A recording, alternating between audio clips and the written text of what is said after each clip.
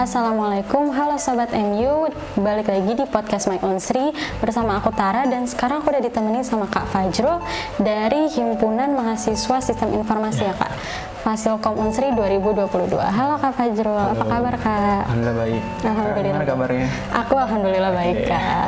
Jadi sekarang nih lagi liburan semester nih Kak, masih ya? Iya, masih. Oke. Kesibukannya apa nih Kak selama liburan semester ini? Kalau untuk sekarang ini mungkin lebih ke mempersiapkan perkuliahan yang akan datang sih. Sama mungkin karena kakak ikut di organisasi HIMSI tadi, mungkin bantu-bantu sedikit sih di HIMSI. Oke.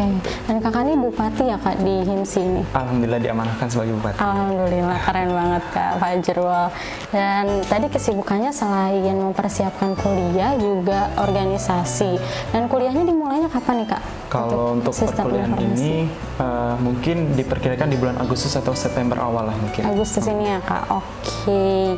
Jadi tadi udah dijelasin kalau Kak Fajrul ini dari jurusan Sistem Informasi. Gimana kalau kita tanya-tanya sedikit seputar jurusan ini ya Kak? Jadi Sistem Informasi itu jurusan yang mempelajari apa aja sih Kak sebenarnya? Oke, kalau berbicara mengenai jurusan Sistem Informasi, jadi jurusan Sistem Informasi adalah jurusan yang menggabungkan ilmu tentang teknologi, bisnis, dan manajemen.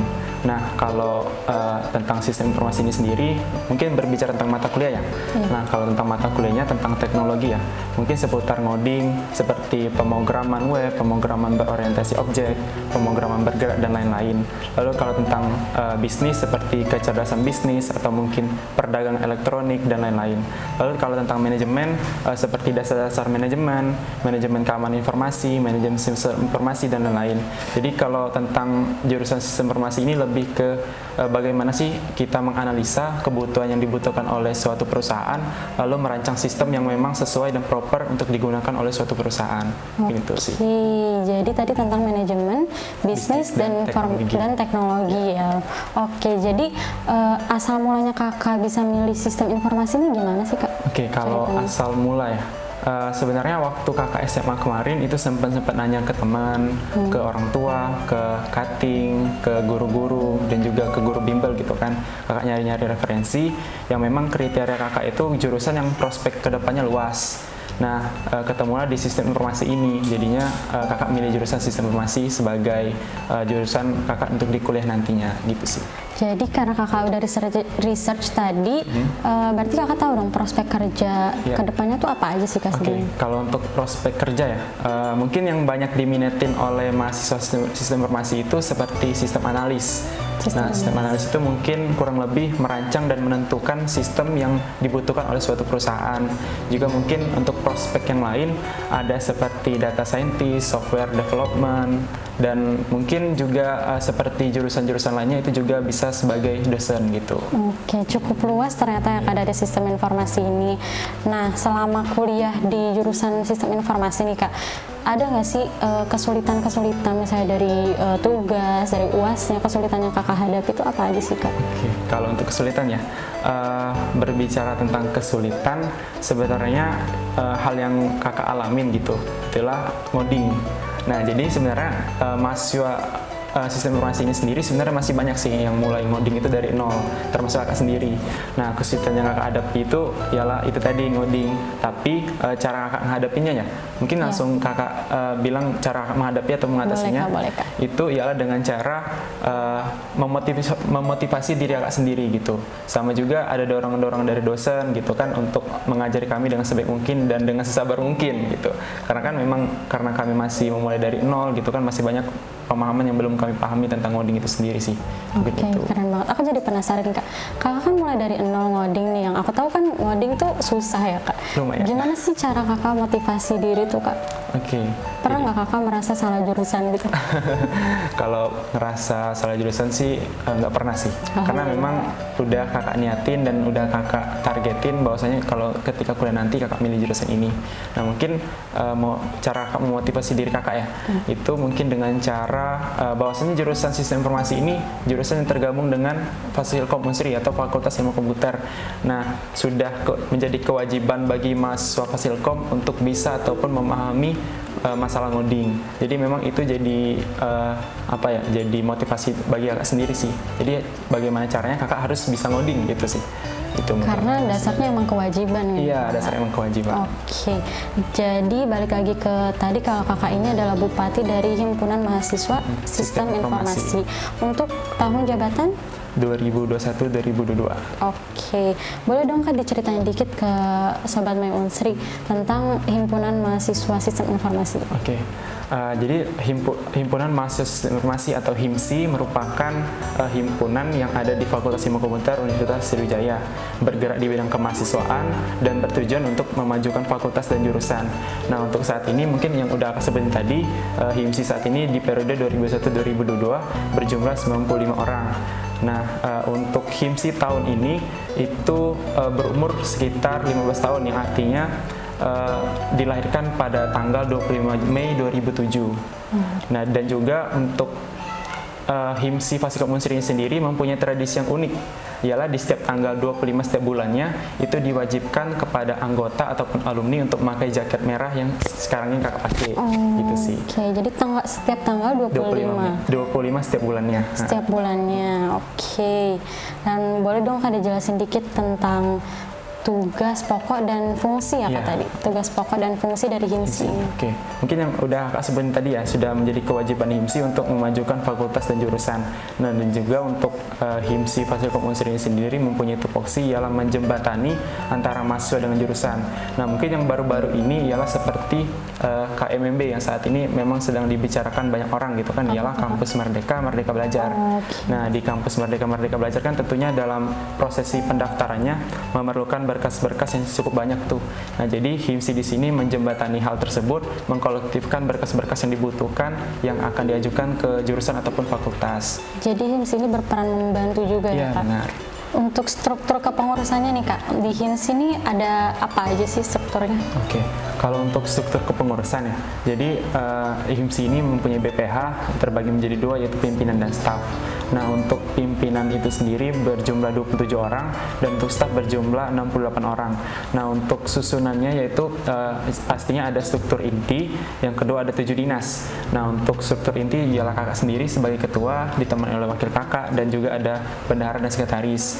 Lalu untuk dinas tadi ada dinas kasrat atau kajian strategis dan advokasi, lalu ada bistra atau bisnis dan kemitraan, lalu ada PSDM atau pengembangan sumber daya mahasiswa, lalu ada kestari atau kesekretariatan, lalu ada dinas Medinfo atau media informasi, media dan informasi maksudnya, lalu ada dinas Ristek atau riset dan teknologi, dan terakhir ada dinas PMB atau pengembangan minat dan bakat. Wah, cukup banyak juga ya Kak, dan beragam juga.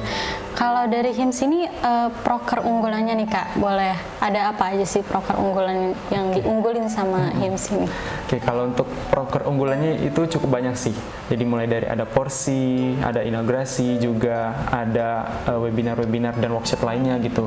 Namun yang paling terbesar dan setiap tahun diselenggarakan yaitu SIFES atau Sistem Informasi Festival. Nah, jadi untuk SIFES ini sendiri itu terdiri dari beberapa rangkaian kegiatan seperti bazar, lomba, dan acara puncaknya itu ialah di seminar nasional. Nah, untuk bazar itu seperti pada umumnya ialah menjual merchandise seputar SIFES, juga makanan, minuman, dan lain-lain. Lalu untuk perlombaan itu ada lomba akademik dan non-akademik. Kalau untuk akademik mungkin seperti UI UX design dan sebagainya.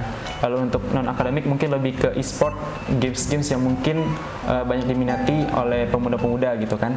Nah, selanjutnya untuk seminar nasional. Untuk seminar nasional di sini mengundang beberapa pembicara, seperti kalau tahun kemarin itu ada ngundang dari yang akademiknya itu Tokopedia, Alodoc, dan sebagainya. Lalu kalau untuk non-akademiknya itu mungkin lebih ke guest star ataupun entertainernya. Mungkin kalau rekam jejak 3 tahun terakhir itu di tahun 2019 berhasil mengundang Kevin Anggara yang content creator. Wah, keren banget. Lalu untuk tahun 2020 itu mengundang Fathia Izati, juga seorang content creator, dan di tahun kemarin itu mengundang Andovida Lopez. Wah, content creator juga. Ya, keren-keren ya Kak yang bisa diundang sama HIMSI ini. Dan kalau boleh tahu nih Kak, SIFES tahun ini udah diselenggarain atau belum? Untuk SIFES tahun ini lagi berjalan persiapannya, dan insya Allah mungkin sekitar Oktober atau November. Oktober untuk acara puncaknya. Dan itu terbuka untuk umum. Oke, untuk yang penasaran dan mau nyoba-nyoba, SIFES ini menarik loh Kak. Dan aku juga penasaran sama webinar nasionalnya tadi Kak. Oke, selanjutnya nih Kak, selama Kakak menjabat jadi Bupati HIMSI, tantangan apa sih yang kakak udah lewatin dan gimana cara kakak ngadepin tantangan itu? Oke, kalau untuk tantangan ya, kalau untuk tantangan yang kakak hadapin gitu mungkin dari segi memanajerial internal HIMSI itu sendiri sih. Jadi kan mungkin mulai dari membentuk struktur kepanitiaannya atau juga mungkin dalam segi hal menyusun program kerjanya gitu kan. Jadi itu sih yang menjadi tantangan juga, berusaha untuk menyatukan pikiran sebanyak 95 orang yang ada di HIMSI ini. Jadi gimana caranya dalam pikiran-pikiran berbeda itu disatukan dan itu yang menjadi tantangan terbesar sih menurut kakak. Lalu untuk cara kakak mengatasinya mungkin kalau dari segi manajerial internal HIMSI itu ada divisi yang memang bertugas langsung di bagian sana, itu ialah dinas PSDM. Jadi kakak terus berkoordinasi secara penuh dengan PSDM untuk mengontrol dan mengatur internal HIMSI ini bagaimana gitu, mulai dari mengatur proker atau juga dari segi memanajerial struktur kepanitiaannya gitu kan. Lalu untuk yang tadi yang mungkin kakak sebutin tadi tentang bagaimana cara kakak menyatukannya ialah dengan melakukan beberapa pendekatan seperti mungkin melakukan rapat global atau juga kunjungan ke dinas-dinas dan sebagainya. Mungkin itu sih. Oke, jadi peran kakak sebagai bupati ini cukup besar ya, bisa dibilang besar sih kak. Dan tugasnya juga boleh aku bilang berat lah ya kak. Lumayan. Nah, gimana sih cara kakak manage antara waktu untuk kuliah sebagai mahasiswa sistem informasi dan sebagai bupati HIMSI itu sendiri? Kalau untuk manage waktu ini mungkin hal yang memang sangat sulit ya untuk kita lakukan. Tapi caranya menurut kakak yang paling pas ialah membuat skala prioritas. Jadi kita list nih kerjaan kita hari ini apa aja gitu, atau mungkin kerjaan minggu depan apa aja gitu kan, kita list. Kita kan memang sebagai mahasiswa mungkin mempunyai kewajiban untuk belajar. Lalu kakak sebagai bupati mungkin kewajiban untuk bagaimana caranya memajukan HIMSI ini sendiri. Juga sebenarnya kakak punya kewajiban lain mungkin, ya mungkin teman-teman juga udah pada tahu ya, sebagai anak gitu kan di rumah untuk bertanggung jawab di rumah juga gitu kan. Nah gimana caranya dari ketiga kesibukan ini kakak buat skala prioritas kakak, dan kakak lihat nih yang mana memang diprioritaskan untuk kakak kerjakan. Namun tentunya kakak tanpa mengesampingkan yang lain-lain, tetap kakak kerjain di lain waktu, mungkin itu.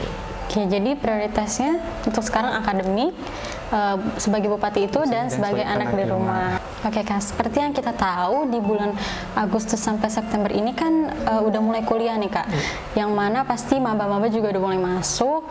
Dan boleh dong kak sedikit tips buat maba-maba yang mau masuk ke HIMSI, atau kayak sedikit kayak insight gitu buat maba-maba ini tentang HIMSI ini kak. Oke. Mungkin buat mahasiswa baru yang mungkin ingin bergabung ataupun mengikuti HIMSI ini, kalian mungkin hal yang perlu kalian siapin yang pertama itu ialah cari tahu dulu nih tentang HIMSI, karena kan memang ketika kita ingin mendaftar di suatu organisasi atau apapun itu, kita harus memang mencari tahu apa sih yang dilakukan, apa saja sih visi misi ataupun menjadi tujuan dari organisasi tersebut gitu sih. Lalu yang kedua ialah bagaimana caranya kalian itu mempersiapkan diri kalian, mungkin dari segi manajemen waktu gitu. Kedepannya ketika kalian memang tergabung ataupun mungkin lulus nih di HIMSI itu sendiri atau mungkin di organisasi lain, kalian harus benar-benar memikirkan gimana cara kalian membagi waktu antara kesibukan kalian mungkin sebagai mahasiswa juga ketika kalian mengikuti organisasi itu. Mungkin itu sih sedikit. Jadi mungkin lebih ke persiapan diri kalian itu lebih ke kedepannya gimana gitu. Jadi ketika sudah tergabung tidak ada penyesalan nantinya. Jadi jangan ada kayak nanti tiba-tiba keluar di tengah-tengah nggak bertanggung jawab ya kak. Nah kalau untuk mahasiswa SI sendiri itu kak, benefitnya untuk masuk HIMSI itu apa aja kak? Oke, kalau untuk benefit memasuki HIMSI ini sebenarnya banyak sekali sih. Jadi mungkin dari segi relasi, juga mungkin hard skill dan soft skill itu meningkat gitu kan. Dan juga yang udah kita bahas sebelum tentang manajemen waktu, itu menurut kami memang hal yang paling sulit dilakukan. Namun kalau tidak dilatih dari sekarang, nantinya kedepannya bakalan susah bagi kita dalam hal memanajemen waktu gitu sih. Dan juga masih banyak benefit-benefit lainnya yang mungkin bakalan kalian rasain sendiri ketika kalian bergabung di HIMSI. Betul banget, jadi manajemen waktu ini penting banget ya kak. Nah, ada nggak buat mahasiswa baru nih pesan dari kakak sendiri nih buat mahasiswa baru yang mau masuk sistem informasi? Oke, mungkin yang pertama-tama kakak ucapin selamat nih buat mahasiswa baru nantinya yang bergabung di jurusan sistem informasi, dan juga kakak ucapin semangat kedepannya. Mungkin bakal ada tantangan-tantangan yang belum kalian hadapi di masa SMA, masa-masa sekolah yang mungkin bakal kalian hadapi di jurusan sistem informasi ini sendiri. Mungkin itu, pokoknya tetap semangat, dan sekali lagi kakak ucapin selamat. Dan selamat berjuang di jurusan Sistem Informasi. Mungkin itu. Oke, keren banget nih Kak. Kayaknya ini cukup nih Kak, aku mau bahas tentang HIMSI-nya, dan sekarang aku mau balik lagi ke Kak Fajrulnya sendiri nih Kak. Rencana Kak Fajrul ke depannya nih, kan sekarang udah jadi bupati nih Kak, ke depannya apa sih yang mau Kakak raih lagi? Oke, kalau untuk yang pengen kakak raih mungkin dari segi pendidikan atau karir itu lebih ke magangnya ya. Kakak pengen magang yang pastinya untuk menunjang karir ke depannya gitu kan, mulai dari pengalaman-pengalaman bakalan kakak dapetin gitu kan, atau mungkin memperbaiki CV mungkin lebih indah gitu. Ya mungkin itu sih. Semoga sukses ya Kak di magangnya itu, semoga dilancarin juga. Dan harapan Kak Fajrul untuk HIMSI sendiri ke depannya gimana Kak? Ya tentunya kalau untuk harapan untuk HIMSI mungkin biar lebih maju lagi, semoga menciptakan inovasi-inovasi terbaik lagi ke depannya, juga mungkin dapat menciptakan kader-kader ataupun regenerasi yang lebih baik lah dari periode kakak gitu sih. Mungkin itu aja sih. Amin, amin. Semoga harapannya bisa terrealisasikan ya Kak di HIMSI. Dan kita dari tim My Unsri boleh dong Kak minta feedback atau tanggapan dari kakak sendiri, bisa berupa saran atau kritikan atau feedback dari kakak sendiri, boleh dong Kak untuk My Unsri. Oke, yang kakak tahu mungkin sudah sering-sering di belakang sebelum podcast ini kan, tentang My Unsri itu sendiri merupakan media yang mana menyediakan informasi-informasi seputar jurusan yang ada di Universitas Sriwijaya gitu kan. Ini merupakan suatu hal yang sangat baik untuk dilakukan, baik itu untuk ormawa-ormawa yang lain ataupun bahkan untuk universitas lain untuk ditiru gitu. Karena ketika media ini terus dikembangkan, maka calon-calon mahasiswa itu mempunyai referensi gitu kan, mempunyai referensi untuk mereka mengikuti jurusan di Universitas Sriwijaya ataupun mungkin di universitas lainnya gitu. Jadi mempunyai referensi lebih, jadi mungkin lebih paham tentang jurusan yang memang mereka tuju gitu. Jadi benar-benar hal yang sangat baik menurut kakak untuk My Unsri ini sendiri. Lalu mungkin kalau tentang saran ya, saran mungkin biar lebih baik lagi, lebih luas lagi, bisa diperbanyak lagi nih pembicara ataupun narasumber dari jurusan-jurusan lainnya gitu. Jadi biar lebih luas lagi bagi calon mahasiswa menentukan jurusan di Unsri ini sendiri. Oke, keren banget dari Kak Fajrul tadi atas saran dan feedbacknya. Makasih banget Kak, semoga My Unsri juga bisa lebih baik lagi.